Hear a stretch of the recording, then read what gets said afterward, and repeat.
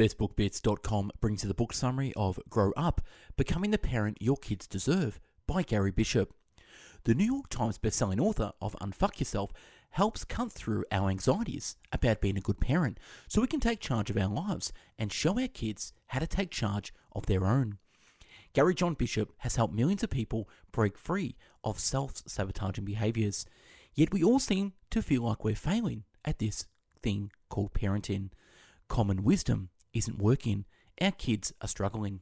Gary argues we don't need more tips, tricks, and techniques. We need an overhaul of who we are. We're never going to measure up to the perfect parent model we've built up in our heads, a Frankenstein version of mum and dad cobbled together from our childhoods, our parents, cultural ideals, social media, and everything in between. We want to be a good parents, but our past hold us back. If you're thinking, I can't be a good parent because I had a shitty childhood, bad parents, or a traumatic experience, stop. Let go of what came before and start taking action in the present to be the person that nurtures their child from a place of love, forgiveness, and integrity. By doing so, you are modeling and equipping your kids to confidently face the world and thrive. Whether you're a parent, want to be a parent, or simply have parents, this book will cut to the heart of who you are and how you show up in the world to fully take charge of the direction of your life and show your kids how to follow theirs. Now, before we start this book summary, we at Best Book Bits have done over 1,000 book summaries in video, written, and audio format. So check out the website, bestbookbits.com. Follow us on Apple Podcast and check us out on YouTube. On with the summary. Key insights. Rethink your childhood narrative.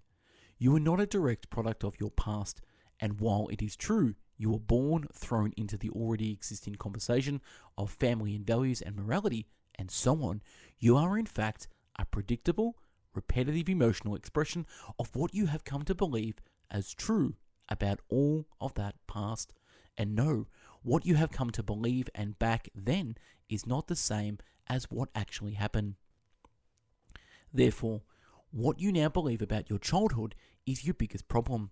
What happened is just what happened. Them's the facts. What people believe about all that is where they begin to disconnect.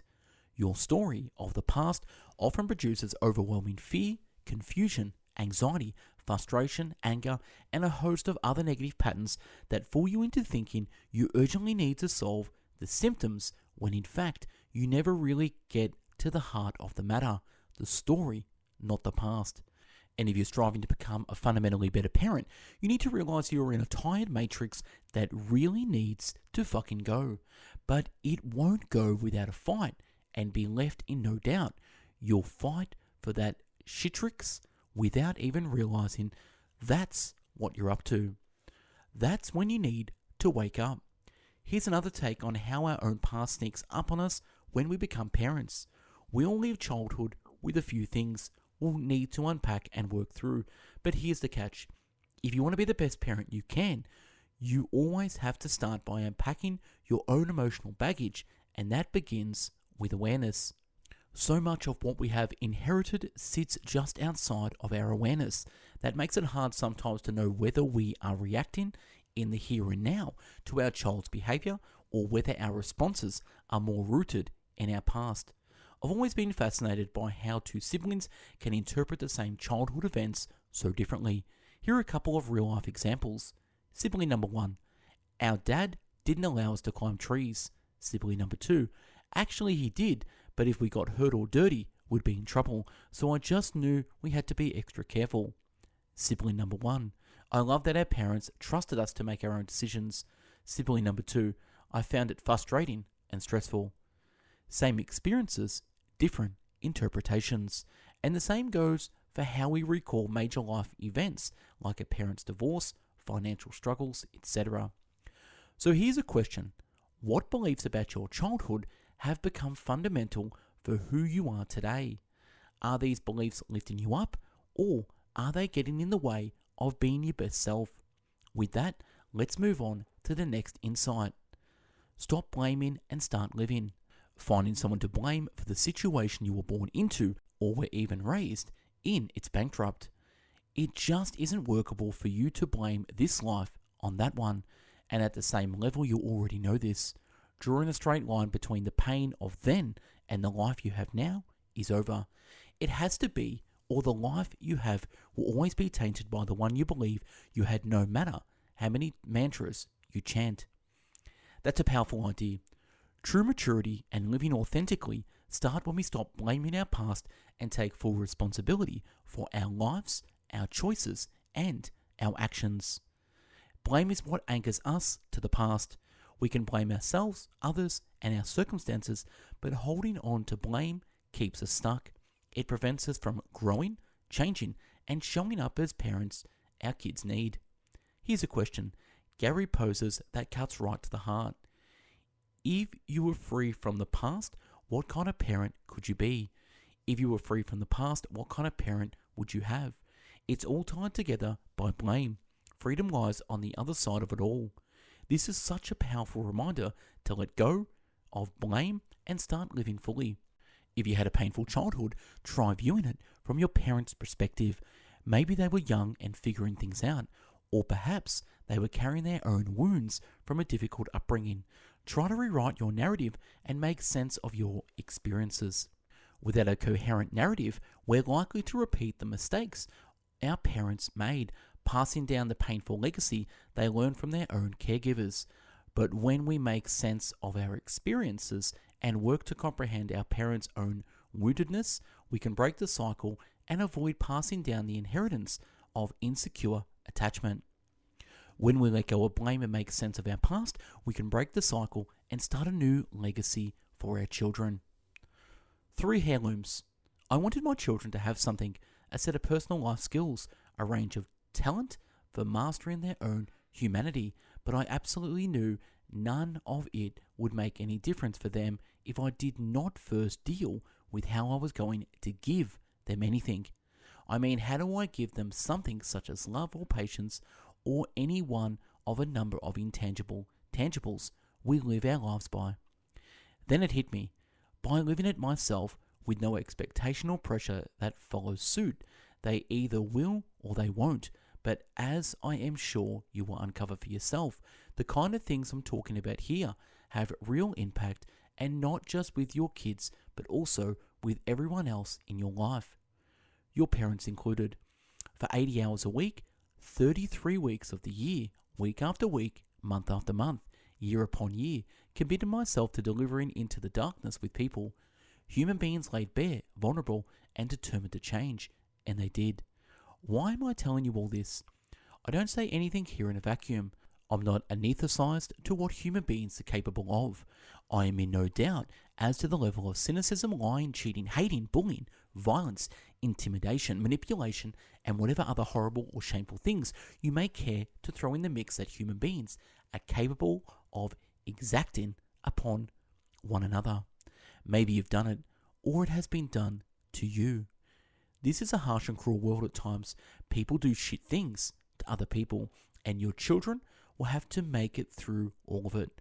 And sometimes our efforts to protect end up taking them in a direction we never anticipated. I go the other way. I don't want my children equipped with emotional survival skills.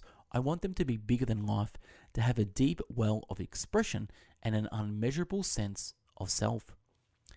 A robustness that's matched for the world and does not need them to look to anyone or anything to help them through it. And so through all of this coaching experience, I noted 3 things that continually cause people to fall. 3 characteristics that, if they had mastered, would have seen them through just about every trial and tribulation of not only their young life, but the rest of it too. I call these 3 things heirlooms because that's exactly what they are. 3 treasures that are at the center of everything we do here. Live by these and you can work through just about anything life cares to throw at you. Keep doing what you're doing. Well, we know how that turns out. I love the idea of giving kids an unmeasurable sense of self, what many call resilience. It's a crucial life skill. So how do we teach it to our kids? The best way is by modeling it ourselves. In the book, Gary shares 3 core qualities or heirlooms that we can nurture in ourselves and pass down to our kids to build resilience. Let's take a look. Heirloom number 1, being loving. You can teach your kids to be loving by showing them unconditional love and commitment every day. Heirloom number 2, being forgiving. Forgiveness is when you let go of the desire to punish either yourself or another by holding on to an emotional position over something. Powerful skill. Heirloom number 3, being someone of integrity. Walk the talk and stick to your values. So simple and so powerful. Be an authentic parent. What does it look like to be an authentic as a parent? Simple. You tell the truth. And while that's the case for every area of your life, it's a critical aspect of being the kind of parent who actually makes a difference. Gary emphasizes that one of the secrets to being the best parent is being authentic, which starts by telling the truth, with the important caveat that the truth should be developmentally appropriate for your child. Your words matter, so pay attention to what you say and how you say it. Here are 2 rules from Gary to keep in mind. Number 1, speak like your words mean everything. 2, listen without making it mean anything. Tell the truth, or at least don't lie. Focus on your personal truth. Appreciate the time you have with your kids. This all happened when my oldest son was about 6 or 7. We spoke daily, at least twice. He gave me updates on his life, and I shared reasonably about mine. One of the first things I did was remove the language about missing him. When I looked at that in the cold light of day, I realized we were using our moments together to lament the moments we were not together.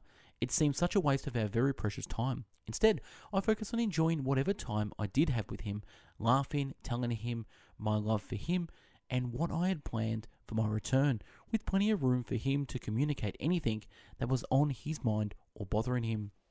Here's a solid parenting tip for all you working parents and grandparents out there. Focus on the time you actually have with your kids. Stop wasting your energy dwelling on the moments you missed. Action steps for you. Number 1, take responsibility for your life. Shift your mindset from blame to accountability. Acknowledge your choices and their impact on your life. Instead of pointing fingers at your past or others, ask yourself what you can do differently moving forward to create the life you want for yourself and your family. Number 2, cultivate resilience. Focus on nurturing the heirloom of love, forgiveness, and integrity in both yourself and your children. Model these qualities in your everyday life and encourage open conversations about emotions and experiences. This will help you all build a strong sense of self and navigate life's challenges with confidence.